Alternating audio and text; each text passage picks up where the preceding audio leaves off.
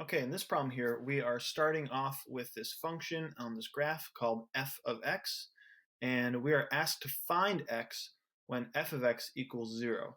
So what we're looking in for is if we're looking for x, that means that we're trying to find what our input is, and what we're given is that our function equals 0. So that means that our output equals 0.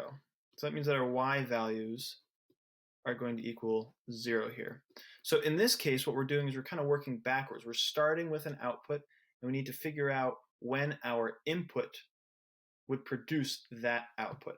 So what I'm going to do then is, since my y values represent my output, I'm looking for where I have a y value of 0. So what I'm doing here is I'm kind of tracing, I'm going to make this nice and big, I'm kind of tracing along the y equals 0 line, and I'm looking at my function, and I'm looking for intersections. I see that my function has an output of 0 here and over here. So what that means then is there are two different inputs that would produce an output of 0. And let's see what those values are. So x is going to equal two things. It's going to equal -5, and x will also equal 0.